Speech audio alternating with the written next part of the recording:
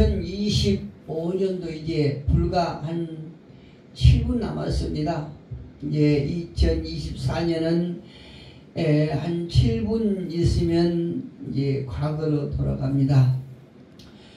올 한 해도 저와 여러분에게 주어진 시간이 참으로 돌이켜보면 하나님의 은혜가 아니면 하나님께서 붙잡아 주지 아니하시고 하나님께 도와주지 아니하셨으면 우리가 견딜 수가 없고 살아날 수가 없는 그런 시간이었습니다. 뒤돌아보면 오직 하나님의 은혜만이 우리를 정말로 감동시킬 뿐입니다. 우리나라에서요 2025년 해를 가장 먼저 볼 수 있는 곳이 어딘가 제가 알아봤더니 독도더라고요. 독도에서 2025년 해를 가장 먼저 볼 수 있다고 그래요. 그 해를 언제 볼 수 있느냐? 오전 7시 한 25분 6분 사이에서 이제 해를 볼 수 있다고 그래요. 그 다음이 어딘 줄 아십니까? 그 다음에 정동진인 줄 알았더니 그 울산에 있는 간절곶이라고 하는 데가 두 번째 보고, 또 그 다음에 이제 정동진이 세 번째로 이제 해를 그렇게 빨리 볼 수 있는 것이에요. 많은 사람들이 새해마다 지금 이 시간이면은 정동진에 그냥 사람들이 꽉 찼겠지요. 근데 전 세계에서 신년 해맞이를 떠나는 나라는 우리나라하고 일본 두 나라밖에 없다고 그래요. 세계에서 신년 해맞이를 가는 나라는 우리나라하고 일본밖에 없다는 거예요. 일본이라고 하는 나라는 그 태국기만 봐도 팔랑 해 하나 딱 그려졌잖아요. 해 하나 딱 그려졌어요. 일본 그 태국기 보면. 그래서 한국과 일본인들이 태양을 향해서 소원을 비는 것은 우상 숭배에서 기인한 것이라고 우리가 볼 수 있습니다. 그러니까 우리 믿음의 사람들은 그 환경이 열악해도 우리가 주님 앞에 소원을 빌어야지, 믿는다고 하는 사람들이 정동진이나 어디 다른 데 가서 해를 보면서 소원을 빈다는 것은 이거는 하나님을 믿는다고 할 수 없어요. 믿는 사람이라고 할 수 없거든요. 오늘 이 시간에 이제 올 한 해를 지켜주신 하나님 앞에 감사하며, 또 내년에 25년에도 하나님께서 저희들과 함께 할 것을 믿고, 또 하나님의 말씀대로 우리가 살아갈 수 있도록 하나님께서 도와주시기를 우리가 바라면서, 또 우리의 모든 그 영과 혼과 범사에 형통할 수 있도록 이 모든 것이 하나님의 주권에 달려있기 때문에 하나님 앞에 우리가 간구하고 소원을 빌어야 맞는 거예요. 이것이 믿는 사람들이 해야 될 그런 그 행동이거든요. 봅시다. 성경에서 구약 시대를 보내고 새 시대를 여는 지하의 종을 친 자가 누군지 아십니까? 말라기예요. 오늘 본문을 우리가 보는 말라기 선지자입니다. 그래서 오늘 작년에도 제가 말라기를 이렇게 작년 송구영신 예배도 말라기를 제가 택했는데요. 올해도 말라기 4장 1절부터 3절까지 이 말씀을 가지고 공의로운 태양을 맞이하라 라고 하는 제목을 제가 정했어요.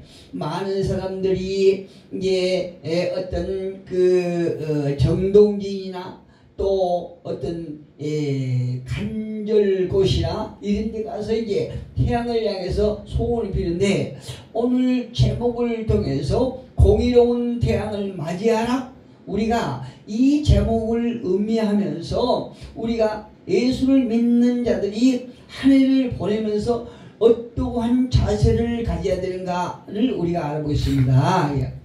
우리가 다 아는 것과 같이 구약은 메시아 예언으로 시작합니다. 구약에서.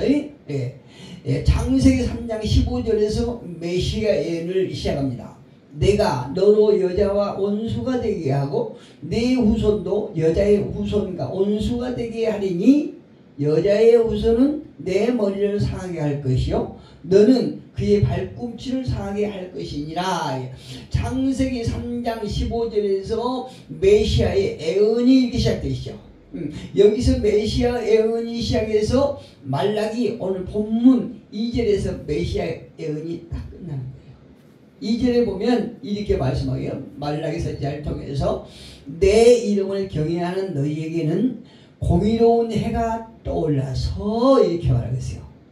내 이름을 경외하는 너희에게는 공의로운 해가 떠올라서 치료하는 광선을 비추리니 너희가 나가서 요양간에서 나온 송아지같이 뛰리라. 오늘 본문 2절에서 그렇게 말씀하고 있는 거예요. 여기서 말라기가 말하는 공의로운 해는 무엇을 의미하는 줄 아십니까? 메시아 예수 그리스도를 의미하고 있어요. 그러니까 조금 전에 말씀드렸죠. 창세기 3장 15절에서 메시아 예언으로 시작하고 오늘 말라기 본문 정확하게 본문 2절에서 메시아 예언이 끝나는 것이에요. 신약은 그리스도의 초림으로 시작하고요. 또 그리스도의 재림으로 끝납니다. 그러니까 신구약 중심에는 항상 공의의 태양 예수 그리스도가 우뚝 서 있는 것이요. 할렐루야. 많은 사람들은 이 시간이면은 여기저기 해가 가장 먼저 떠오른다고 하는 곳에 가서 태양을 보고 소원을 비지만 태양은 하나님께서 만들어 놓으신 피조물이에요. 그런데 우리가 그 태양을 보고 간구한 것이 아니라 우리의 소원을 비는 것이 아니라 공의로운 태양 대신 예수 그리스도를 바라보면서 우리의 소원을 간구해야 된다는 거죠. 같은 태양이지만요. 태양 얘기를 내가 태양 이야기로 시작했으니까 태양 얘기를 한번 더 하겠습니다. 같은 태양이지만 맞이하는 사람의 이치와 방향과 자세에 따라서 그 결과는 대단한 결과가 나옵니다. 태양을 향해서 내가 어떤 위치에 서 있느냐, 또 어떤 방향에 서 있고 어떤 자세를 취하느냐에 따라서 그 사람에 따라서 그 결과는 어마어마하게 차이가 있다는 얘기예요. 저와 여러분이 다 아시는 사실이지만 상식이지만 지구와 태양이 가장 가까울 때가 겨울이라고 그러지요. 그런데 희한해요. 태양과 지구가 가까우면 굉장히 뜨거울 것 같죠. 그런데 너무 춥잖아요. 왜 춥습니까? 태양과 지구가 가장 가까이 있는 계절이 겨울인데 그 가까이 있는 계절에 왜 춥냐는 거죠. 이것은 다름 아닌 그 태양을 향해서 지구가 태양을 향해서 삐딱하게 누워있기 때문에 그렇다고 그래요. 그 지구가 태양하고 이렇게 바른 자세를 딱 향했으면 덥겠지요. 그런데 태양을 향해서 삐딱하게 있을 때가 겨울이라고 합니다. 그게 춥거든요. 여름에는 그 태양과 지구가 가장 거리가 멀리 있다고 해요. 그런데 더운 것은 그때는 겨울에 삐딱했던 지구가 바른 자세를 바로 해서 태양을 바로 이렇게 보기 때문에 더운 거예요. 여러분 무슨 말을 하려고 그런지 짐작해 가시죠? 이처럼 같은 하나님을 믿지만 그 하나님을 대하는 자세에 따라서 하나님의 역사가 달라진다는 거죠. 하나님을 대하는, 하나님을 바라보는 자세가 똑바로 바라보고 하나님을 생각하는 그 인식, 사고방식이 바로 되면 그 믿음대로 하나님의 역사가 확실히 나타나고 하나님을 향해서 삐딱한 생각을 가지고 있으면 그만큼 역사가 없다는 얘기예요. 그래서 우리가 태양을 향해서 어떤 이치나 방향이나 자세에 따라서 어떤 받는 훈기가 다르듯이 우리도 신앙생활하면서 하나님을 향해서 어떤 생각을 가지고 있느냐에 따라서 우리에게 임하는 역사가 달라진다는 얘기입니다. 이처럼 같은 메시아지만 그리스도를 대하는 자세에 따라서 그 역사의 결과는 굉장히 엄청난다. 예수를 삐딱한 마음으로 보면은 우리가 역사를 체험할 수 없겠지요. 오직 심판만 있는 거지요. 그러나 예수 그리스도를 메시아를 우리가 똑바로 바라보고 그 주님이 우리의 구원자라, 그 주님이 우리의 복의 근원이다, 그분이 우리의 왕이시다 라고 하는 긍정의 사고, 반듯한 상식을 가지고 그분만을 믿는 그런 시각으로 우리가 살아간다고 하면 그분의 역사가 우리 삶 속에 확실하게 나타날 줄 우리는 믿습니다. 올 한 해 2024년에도 우리가 어떠한 결과를 우리 삶 속에 얻었느냐 하는 것은 그 원인이 그리스도를 어떤 식으로 우리가 바라보고 살아왔느냐의 결과인 것입니다. 그렇다면 오늘 본문을 통해서 교만한 자와 악한 자의 결과는 무엇일까요? 오늘 본문 1절에 봅니다. 말라기 4장 1절에 보니까 만군의 여호와가 이르노라 보라 용광로 같은 날이 이르리니 교만한 자와 악을 행하는 자는 다 지푸라기 같을 것이라. 그 이르는 날에 그들을 살라 그 뿌리와 가지를 남기지 아니할 것이로다. 이렇게 무서운 말씀 하시는 거죠. 이 결과의 말씀은 누구한테 하냐면 악한 자와 교만한 자들에게 하시는 선언적인 말씀을 하고 계시는 것이에요. 이 말씀은 하나님과 사악한 자들과 1대1로 하시는 말씀이에요. 어떤 개인을 두고 너에게 용광로 같은 날이 이르리니 이렇게 말씀하고 계시는 것이 아니에요. 사악하고 교만한 모든 일과 그 집단들에게 선언하신 말씀이라는 거죠. 저와 여러분이 아시다시피 여기서 만군의 여호와는 천군 천사를 거느리신 전능하신 여호와 하나님을 가리키십니다. 천군 천사를 거느리시는 하나님은 장차 영광로 같은 날이 반드시 이르리라고 말씀하십니다. 그날에는 하나님의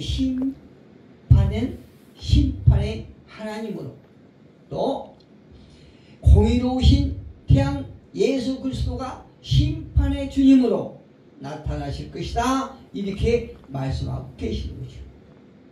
그렇다면 심판의 대상은 누구일까요? 교만한 자와 악을 행하는 자들이죠. 그런데 이처럼 악을 행하는 자들은 각 시대마다 있었던 것 같아요. 우선 노아의 시대 때도 그랬어요. 노아의 시대 때는 어떤 악한 자들이냐, 어떤 교만한 자들이냐, 네피림과 이름난 장사들이었어요. 노아 시대도 보니까요. 그리고 그 당시에 사악한 무리들이 가득 찼던 거예요. 또 출애굽 때도 보면 출애굽 때 그 악하고 교만한 자는 누굽니까? 바로와 그 부하들. 이해가시죠? 그럼 가나안에는 없었을까요? 가나안 땅에는 더 우글우글했죠. 가나안 땅에는 네피림과 아낙 자손들, 이들이 교만하고 악한 자들이 있어요. 이 교만함과 악함으로 가나안 땅이 가득 찼었잖아요. 구약의 마지막 말라기 시대 때도 하나님의 이름을 경외하지 아니하고 눈가리만 하는 자들로 가득했던 것을 말라기를 우리가 보면 알 수 있어요. 여러분, 교만한 자들과 악한 자들의 공통점은 무엇인 줄 아십니까? 그거는 다름 아닌 하나님을 경외하지 않는다는 거예요. 하나님을 경외하지 않는 자들 가리켜서 교만한 자들, 악한 자들 이렇게 말씀하고 계시는 거죠. 성경에는요, 공의로운 하나님, 공의로우신 주님의 용광로같이, 용광로가 풀무불이죠. 예, 용광로같이 나타나셔서 그들을 초계와 같이 뿌리와, 초계와 같이 먼지, 예, 초계와 같이 뿌리와 가지까지 흔적도 없이 살라 심판하시겠다는 말씀. 이 말씀은 얼마나 무슨 말씀이냐면요, 우리가 여기서 짚어보면 이렇게 성경 말씀하죠.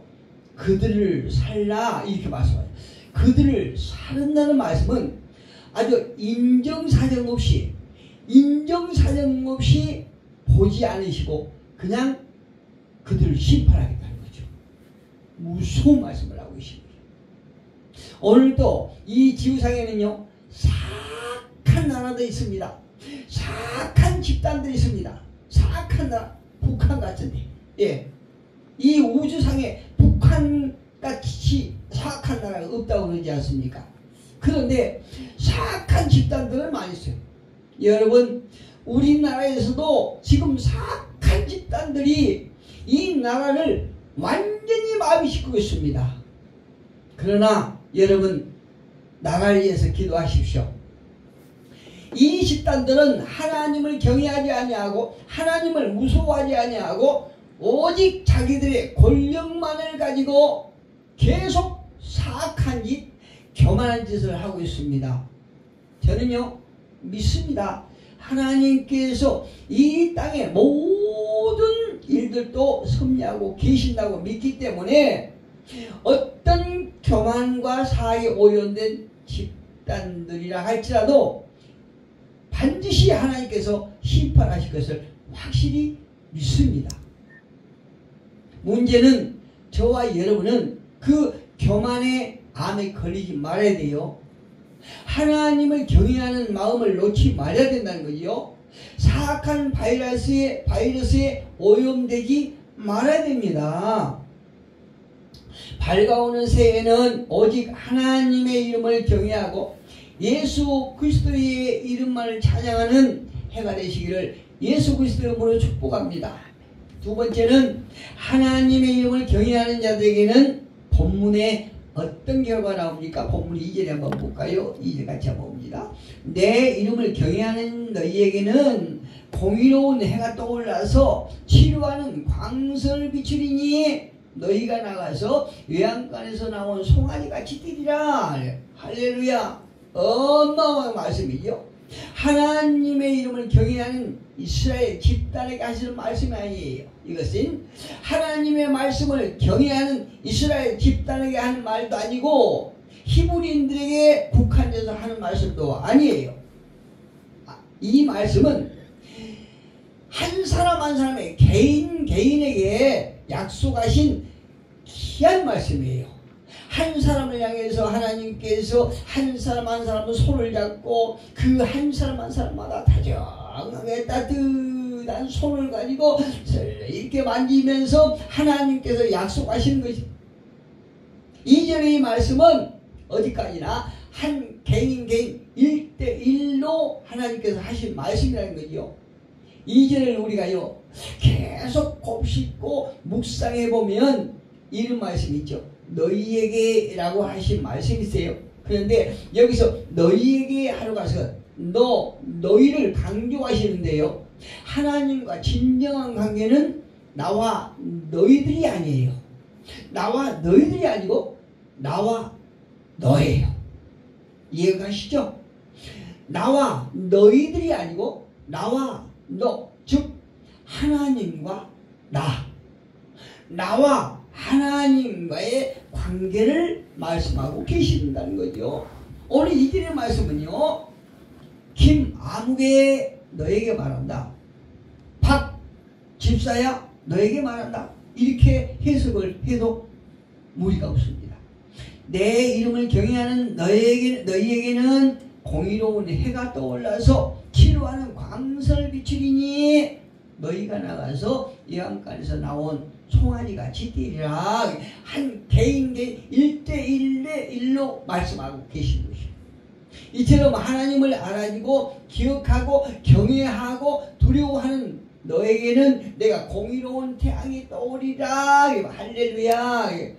메시아 대신 예수 그리스도께서 2024년을 통해서 저와 앞날에 하나님께서 공의로운 태양으로 우리 앞에 오시겠다는 거죠. 여기서 태양은 어떤 불빛이 아니에요. 우리가 이 태양은, 공의로운 태양은 정말로 어머니 같고 또 간호사와 같은, 저는 병원에서 이렇게 몇 개월 있었고 또 수술을 하면서요, 간호사들이 얼마나 따뜻하고 친절한 줄 저는 체험했어요. 이 공의로운 태양이 이처럼 어머니의 손길 같고 또 간호사들의 보살핌 같고 아주 자상한 예수 그리스도의 사역을 우리가 느낄 수 있다는 것입니다. 누구에게요? 하나님의 이름을 알아주고 하나님의 이름을 기억하고 경외하고 또 하나님을 두려워하는 자들에게 이런 역사가 나타난다는 얘기입니다. 2025년에는 저와 여러분에게, 예수 그리스도와 동행하시는 저와 여러분에게 이처럼 하나님께서 공의로운 태양으로 우리에게 임하시기를 축복합니다. 공의로우신 주님은 상한 마음을 회복시키십니다. 이사야 61장 1절에 한번 가볼까요? 이사야 61장 1절에 보니까 우리 하나님께서는 이사야의 수를 통해서 이렇게 말씀하세요. 주 여호와의 영이 내게 내리셨으니 이는 여호와께서 내게 기름을 부으사 가난한 자에게 아름다운 소식을 전하게 하려 하심이라. 나를 보내사 마음이 상한 자를 고치며 포로된 자에게 자유를, 갇힌 자에게 노임을 선포한다. 이렇게 말씀하고 계세요. 엄청난 말씀을 하시는 거죠. 우리의 마음을, 상한 마음을 고쳐주고 어그러진 것을 고치시고 굽은 것을 펴신 하나님을 우리가 환영합니다.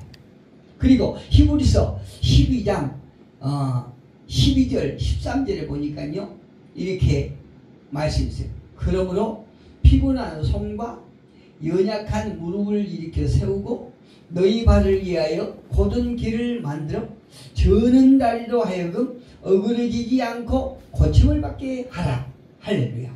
이 말씀이 조금 난해하기는 하죠. 여기서 보니까 그러므로 피곤한 손과 연약한 무릎을 일으켜 세우고 이렇게 말씀하여요. 이거는 우리가 2024년을 살아가면서 어떤 문제를 통해서 너무나 고통스럽고 힘든 그런 환경을 통해서 이제 맥이 다 빠진 손, 아무것도 할 수 없어서 그냥 기진맥진하고 또 힘이, 기력이 다 소진되어 아무것도 할 수 없을 정도로 쭉 늘어진 손, 이 손을 말하고 있어요. 즉 영적인 만성의 질환을 얘기를 하고 있네요. 영적으로 그나마 그 희미하게 가지고 있던 믿음과 용기까지 다 빼앗아가 버린, 결국 패배하게 만들어버릴 그런 낙심과 좌절에서 일어나라, 그렇게 말씀해요.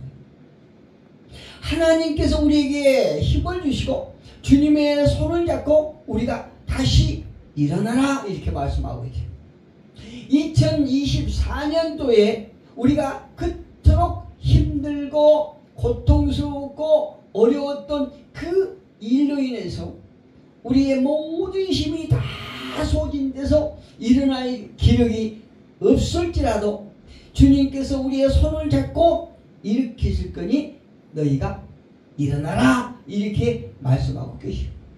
여러분, 우리가 지난 한 해를 보내면서 2024에 얼마나 낙심과 좌절을 많이 했습니까? 우리 각자 개인 문제로 낙심하고 좌절했습니다. 질병과 여러 가지 사건을 통해서 낙심과 좌절을 하였을 것입니다. 그러나 하나님께서 우리를 붙잡고 계시기 때문에 우리는 실족하지 않았어요. 이 낙심은 사단이가 갖다주는 아주 강력한 무기인 것입니다.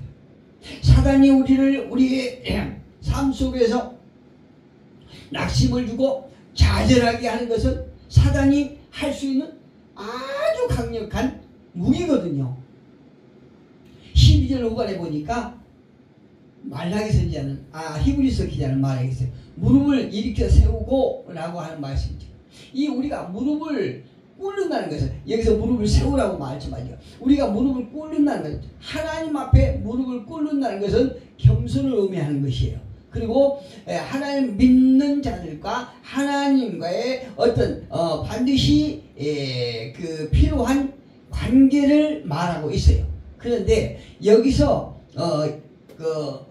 히브리서 기자가 무릎을 일으켜 세우라고 하는 것은 그 의미하고는 달라요.